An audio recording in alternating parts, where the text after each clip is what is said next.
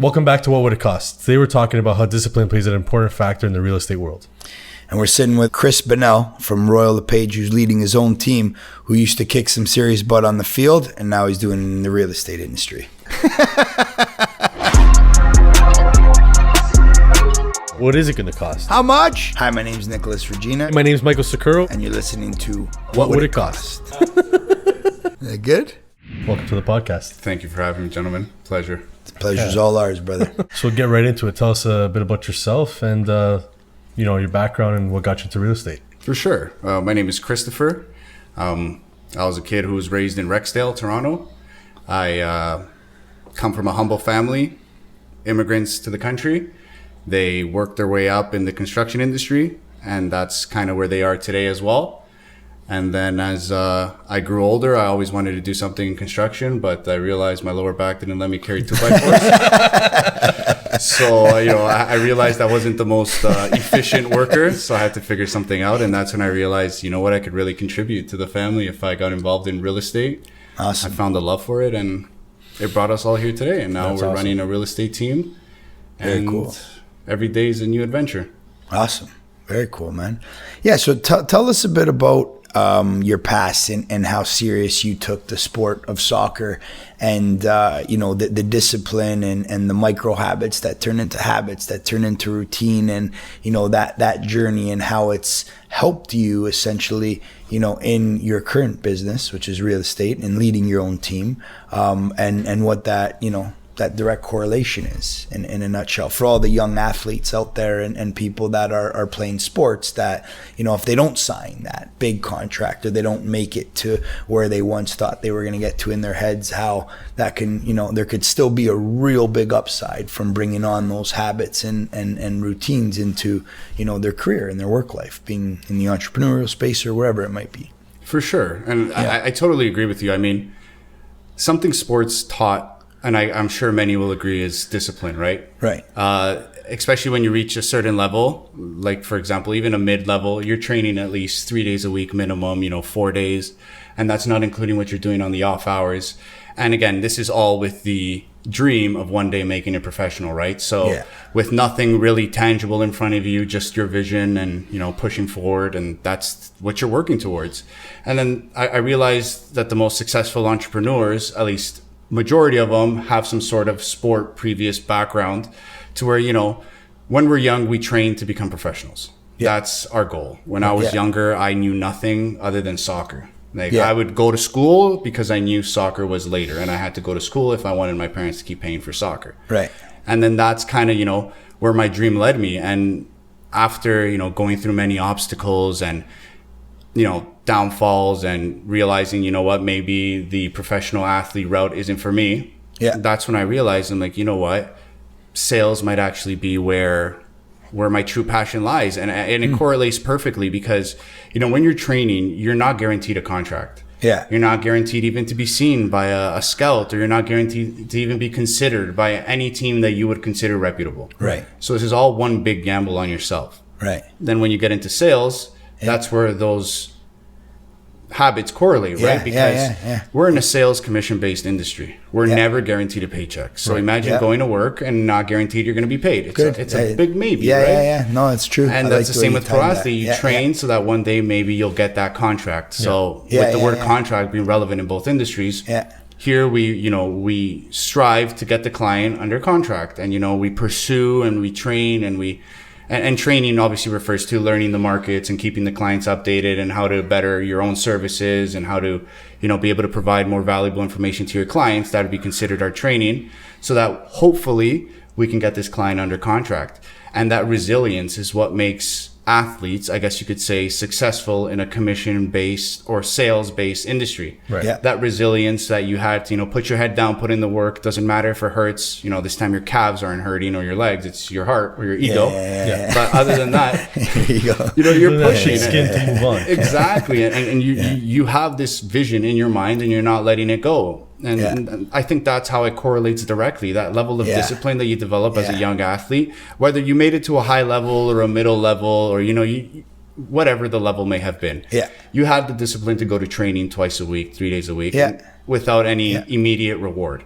And that's the idea with us, right? We go to the office, we service our clients that may be ready to buy, that may not be ready, but you know, we want to be there for them throughout the process and be ready for when the opportunity arises itself. Right. And that's kind of why we trained our whole life, right? For the one day that scout is watching, you're ready. Absolutely. Awesome.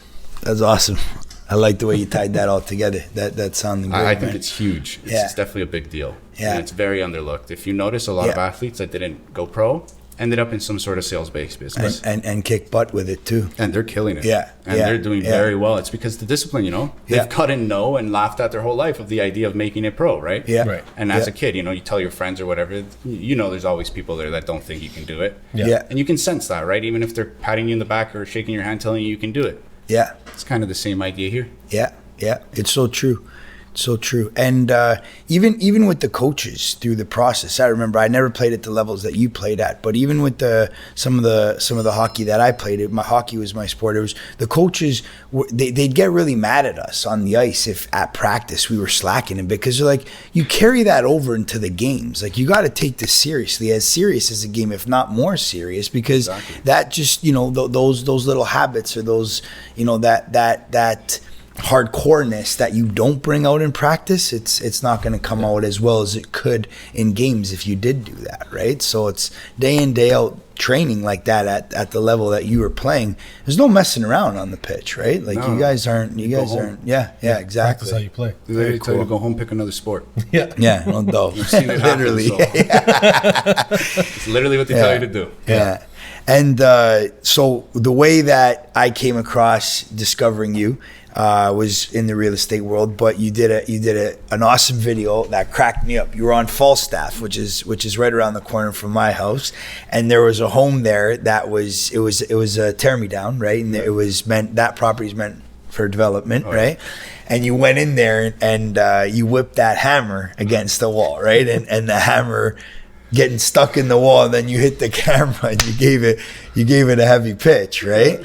And I was like, dude, this stands out. Like, this is cool. You know what I mean? The way you did that, and the way you kind of were just real loud about talking about that property and being, you know, very forward with what you thought of it in a nutshell. And I was like, this is good, man. This is very authentic. People could relate to this. And then you had that little bit of the comedic spin to it. I was like, that's a nice blend. And there was continuity throughout your full campaign of videos that you released. And I really liked that. And I was like, he's smart. He knows what he's doing. He's cool. Right. So tell us a bit about your strategy with the marketing and how that, you know, leads into building, you know, your team. And then obviously, in light of what the podcast is called, what would it cost, right? For all that stuff. For sure. Yeah. And again, thank you. We really went out on a limb making those videos. Yeah. We had no idea how it was going to turn out. Yeah. You know, there's two ways you can look at it. You can either look at it like, oh, look at this guy pointing out everything that's wrong about the listing he's selling. Or you can be the guy that's, look, he's being transparent. Yeah. Right. Listen, it wasn't a beautiful home. It needed tons of work. There was no person I was going to walk in there and they were going to say, I am ready to live in here. It wasn't going to happen. So it was a matter of, you know what, let's make the situation what it is, but in a better version of it, right? Yeah. And that's where we twisted it. I even broke through the closet like the Kool-Aid man. Yeah. And I came out and that was the idea. Everything was a teardown. We obviously had the client's permission. We weren't just smashing the client's listing around. You know, we went to the house, made a few holes in the wall just for some promo. But we had their permission and they were totally cool with it. And we actually ended up selling it to a contractor. Okay, that ended up tearing it down and the whole 9 yards. And they saw the video. And it kind of worked in the client's interest, right? And they put two there, exactly. We were actually just driving by there on the way here, and we were going to take a little detour, but, you know, we'll take a look on the way back. I wanted to see what the final product was like, because we sold that one. I think it was pre-approved for two dwellings there, so you could have had two homes. I think they were and they did semis. That. Yeah, and they put up a nice. And so one just most recently sold 2.1 mil.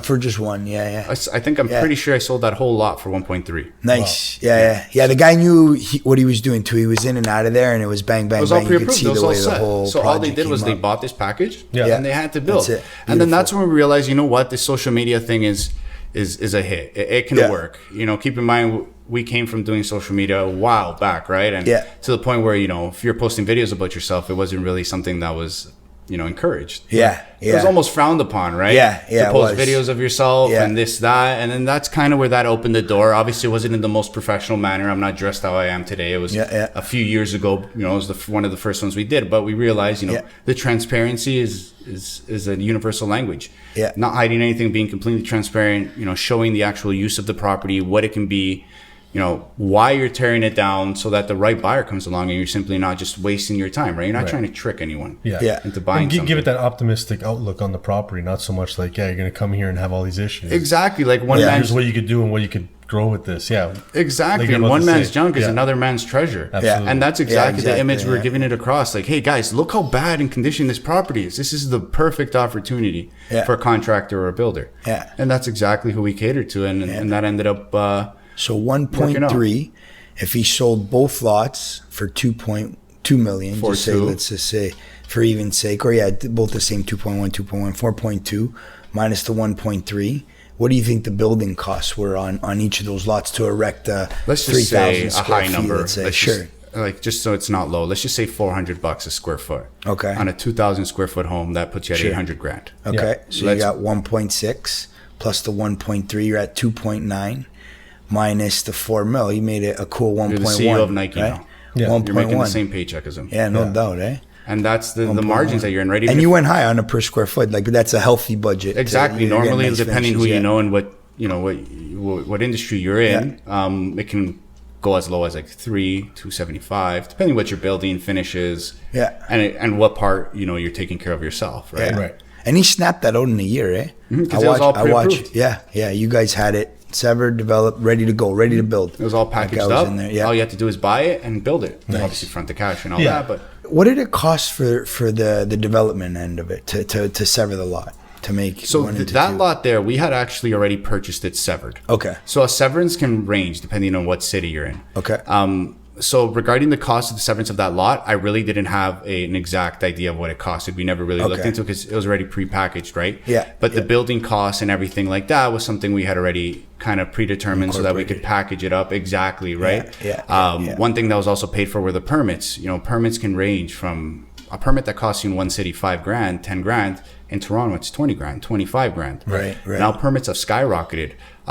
Sewage permits that were once $25,000, now they're at $65,000, $70,000. Wow. All the prices increase now as well with the permits because. And for new builds, that's a must. For new builds, you have to. You need. Yeah. Imagine building an entire home, no permits. That means there's no warranty. It's like living in a ticking time. But assuming it's not a credible builder. Is the inspector here? Did you hear that crack? It's not something you really want to. You can't sleep with both eyes. Put a little spackle on that. Yeah. Honey, why is there a fingerprint in the corner here? But that's the idea there, and it was a great opportunity, and it was a great opportunity for our clients to sell the property as well, and. Nice. That's kind of, and on top of that, it was a tough sell as well, and we had to do that video for another reason. We had that property listed, and there was a shooting the same week. Yeah, on that street. The shootings there steady. The guy got chased down. Maybe it was on Falstaff. For example, we were selling 95. Got clipped on your front lawn. He got number 27, right? And here I am selling a property, saying this is a beautiful area. They're still chalking out the guy.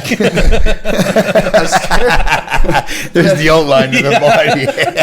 And as crazy and as terrible it is to laugh about it, it was a situation I was really in. It was just like, how am I supposed to sell this with a smile on my face? And that's when I said, what? We got to sell this for what it is. The area is in progression. It's not in regression. A lot of exactly. There's a lot of homes being torn down. The city is doing a great job cleaning up the area.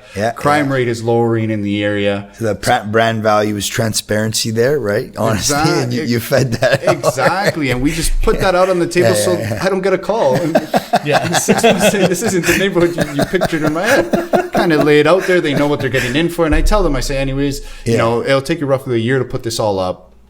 By then, be a different area. Cool. They're really doing a lot to clear out the area, and that was just area specific. Just happened to. I'm looking at the news. I see 27 Falstaff, child gunned down on footsteps. I'm like, holy smokes! It was like a realtor's nightmare. Really. Condolences to the family. Not trying to of course, laugh at the situation in that manner, but it was a funny situation to be in as a realtor. It was just like, oh, for sure. Talk about an alley-oop. You see your sign on the side on the TV. Yeah. Interviewing everyone. Free promo, but they say all publicity isn't good publicity, but that's definitely bad publicity right there. No, absolutely. Yeah, no doubt. Absolutely. So tell us a bit about the new real estate team you're building. So the real estate team is actually probably the most exciting thing I have going on right now. We're a group of agents and a few admin staff. We're trying to really change up the way real estate is done. Okay. I feel like it's an industry that lacked innovation for a really long time. Okay. It's an industry to where we're paid like lawyers, but a lot of them don't act like it. Right. I'll be the first one to admit it. Right. It's an industry where you're paid very well, and there's some people in the industry that put bad names to the whole real estate transaction and the whole idea of it, right? Right. Just like I'm sure when you think of a lawyer, you'll hear people say never trust a lawyer. They're never honest, that. But I can name 3 honest lawyers off the top of my head. I'm sure there's hundreds and thousands of more, but that's kind of the scenario you're in, right? When you're working with a realtor, they're putting you in the same bucket as everybody else. So we were trying to figure out a way like, okay, how do we get out of this bucket? How do we differentiate ourselves, make ourselves different, but not too different? So we're still a real estate team, but it's what the client wants. And that's where we started kind of coming up with ideas, all brainstorming, putting ideas together, bringing them to life, creating new client services, kind of altering the real estate process. Right. Because the process originally, and I'm sure the second anybody hears of a real estate agent putting their home on the market, they think of a few things. First of all is you put a sign on the lawn. Yeah. It gets put up on MLS and it ends up on Realtor.ca and maybe a few other third-party websites, or maybe hundreds of third-party websites. Let's just leave it at that. And then that's all they do. Maybe they'll put up a post on their Instagram page, a post on Facebook, maybe run a little Instagram campaign behind it, and it ends there. So that's where we realized, like, okay, this is borderline not enough, and it's almost borderline dishonest. Mm-hmm. This isn't marketing. It's, you're paying a post, and that's all it ends up being. So that's where we kind of sat down, and that's where things started getting exciting. We started exploring different marketing channels as well from our client services. Yeah. Like we can take on any sort of client, a client that has a home that's completely cluttered to the roof of the ceiling down to the bottom, to the client that's ready to go. Yeah. Now, what we don't think is fair is that the client that's ready to go pays as much as the person that has all this decluttering to do, for example, and a lot of work to do to the home. It's not show ready, and we, for example, take on some of those tasks for the client. Right. Your home needs decluttering, we take care of that for you. Your home needs to be repainted, we take care of that for you. Your home needs professional cleaning and decluttering, we take care of that for you. Your home needs landscaping, we take care of that for you. You need a survey done, we take care of that. Inspection report, we take care of that. And this is putting aside all the media work, all the stuff that you already know goes on, right? Somewhat a standard. Exactly. And then, as the client chooses a package, depending on how much they want to pay, that also determines our marketing campaign. Right. We literally lay it out. If you go with this package, you'll be put in front of 17,000. Okay. If you go with this package, you'll be put in front of roughly 24. Oh, wow. And then it goes up. Oh, cool. To the point and in that package, you have the staging or the construction. So talk a little bit more about what those packages cost and what they consist of. For sure. So our packages can range from the lowest rate an agent charges, so 3.5% total commission, to 6%. To a home that needs incredible amount of work. Right. For example, some homes we're fronting $5,000, $10,000, $12,000, $15,000. Okay. In home preparation. Right. These are costs the client didn't have to take out of their pocket, or dig into their accounts, or gather the trades, or anything like that. Yeah. We take care of all of that for them, and we just include it in the commission fee. Okay. This way we're like, hey, listen, we'll put the 12,000, 13,000, 15 into your home because that's what it needs. Yeah. And we'll just go on the 6% package in this scenario for fronting that much. And then we just get it back from there. It's kind of like a upfront, I guess you could say, service that we get repaid for once if the home sells. It makes them feel confident because it's like you're having just as much skin in the game as they are with selling the property. Like, Chris is really in it with us. Mm-hmm. Exactly. And there's obviously risk assessment involved. You can't just do that anywhere. Right. It can't shoot you in the foot. So that's why, it's really dependent on what condition the home is in. And you kind of learn these things through experience, and you can kind of roughly calculate the costs in your head. And that's where you would kind of determine what the best package would be for the client. Right. And we have clients say, like, for example, we would recommend a 4% package. And the client would be like, you know what? I think I need the 5 because I really want a bin outside my house. Right. They're telling us they want to pay more. Right. Yeah. And that's what kind of eliminated the conversation of my cousin charges less. Yeah. No problem. Yeah. What does your cousin offer? Yeah. And that kind of, eliminates that discussion, because to be honest with you, and we all know it, everybody has an aunt that's a realtor, or a cousin that's a realtor, or a brother, or this. Lots coming into the market every day too. Exactly. Yeah. So it's the only way to make yourself different, and to make yourself different, you got to become more valuable, in my opinion. Yeah, absolutely. Yeah. Oh, very well said. And there was a guest that we had on. Her name's Farah from A Lady's Touch, and she said it so well that it's an investment, right, more than it is a cost, right? Exactly. And this investment is what's going to allow them to maximize the potential of what they sell the property for. So that small initial investment that's made on improving the optics and even sometimes more than that with these homes can lead to such a big upside with the end result. So you as the realtor coming in and explaining that to them so that they understand that this is this should be almost a standard as well, in today's day and age is that's awesome. That's awesome. Exactly. Right? And clients appreciate it. Yeah. It goes a long way for them. Yeah, absolutely. Helps make the process stress-free. Yeah, absolutely. Now, diving into the real estate team, because naturally I feel there's a lot that, you get into the real estate game, you want to be obviously high-performing, successful, and it seems to be a lot of their next goals, but a lot of people don't, put that into fruition, where you've definitely started doing that. What's that cost associated? What's that look like for any of those young realtors, new realtors looking to aspire to create their own team one day? Yeah. For sure. I mean, it's definitely at the beginning stage, right? I wouldn't say we're nothing extreme right now. We're definitely starting to see our value. Clients are starting to see the value as well. We have, and again, this is no shots at anybody. We have clients leaving their realtors and coming to work with us because our clients happen to be friends and they were chatting over dinner. They compared what our services were compared to their agents, and they're canceling and coming to list with us. So that's kind of what's going on there. Right.